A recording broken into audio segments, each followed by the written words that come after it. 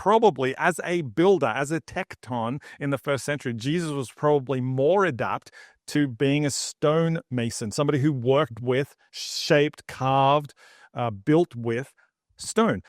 But then when you apply that to other passages of scripture, right? I am the cornerstone. That's a very stonemasonry-ish thing. That when he says, I am the cornerstone, like that takes on a whole new meaning.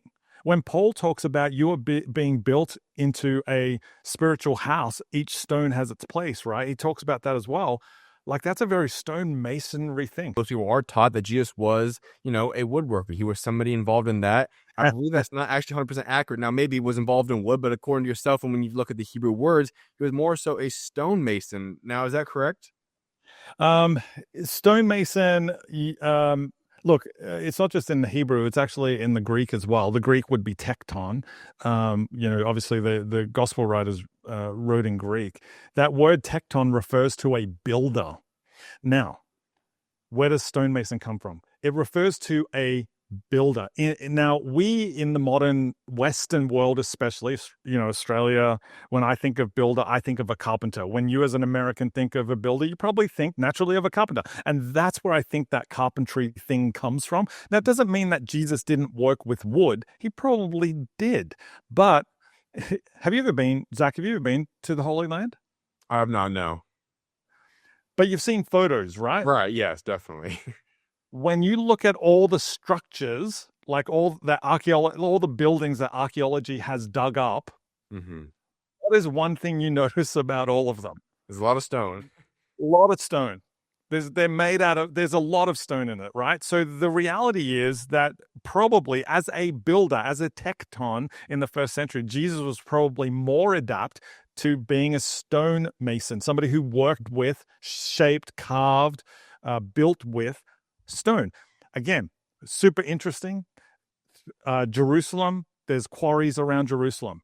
Galilee, quarries around Galilee. Like this is like there were quarries in the places that we know Jesus was. But then when you apply that to other passages of scripture, right? I am the cornerstone. That's a very stonemasonry-ish thing. Now, people, when I say stonemason, people often say, "Well, he was a mason." No, different thing. That's not what I'm referring to. I'm referring to somebody who built with stone. Okay, so when he says, "I am the cornerstone," like that takes on a whole new meaning. When Paul talks about you are being built into a spiritual house, each stone has its place, right? He talks about that as well. Like that's a very stonemasonry thing. When this became most obvious to me, or the most profound impact that this had on me, Zach, was when I stood in front of the Western Wall. You've seen pictures of the Western Wall. It's all stones, right? It's all stones. The Western Wall is part of the Temple Mount area where the in the first century time of Jesus, the temple would have been built, and this is part of the wall, that retaining wall that is still standing today. So this Western Wall has stood for thousands of years, right? Just before the time of Jesus. Did you know that when you go there, there is no cement between any of the stones? There is no adhesive at all. Like, when we're building a house, we think we put some mortar down and then we put the next. There's none of that. The whole thing is held up by the weight of each stone, which was perfectly placed to put weight on the other stones around it. So the combined weight of all the stones pressing in on each other, supporting each other, is what has caused this wall to stand for thousands of years. And when Paul talks about us being living stones being built into God's house, that's what I think of. We need to lean on each other.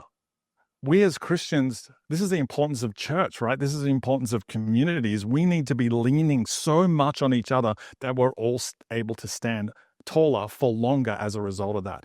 And it's interesting when you go to the Western Wall, and you've probably seen photos of this. If you haven't, follow me on Instagram, because I've got tons of photos of this, because again, super, super profound for me.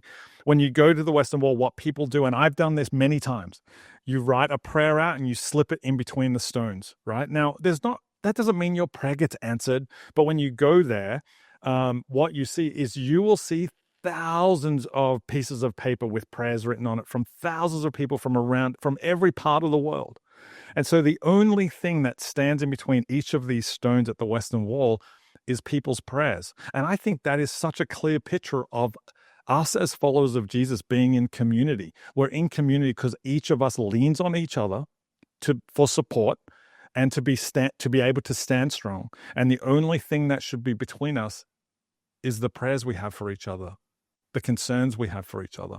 So yeah, that idea of Jesus being a tekton, being a builder, that, dude, when I first heard that, that's when I was like, wait, if I've missed that, what else have I missed? And that was literally the thing that started me on my journey of, I've got to figure out more about Hebrew. I've got to figure out more about the first century culture that Jesus grew up in. Because if I miss this fundamental thing that opened up so many other passages of scripture to me, what else did I miss? And so that started me on this process. And, it's led to me writing 4 books now. If this conversation blessed you today, please hit the like button and subscribe. It genuinely helps YouTube push this message to more people who need to hear it. If you're listening on audio, a 5-star review is a huge help. Share this episode with a friend or family member who needs encouragement and let me know your thoughts in the comments. God bless, and I'll see you in the next one.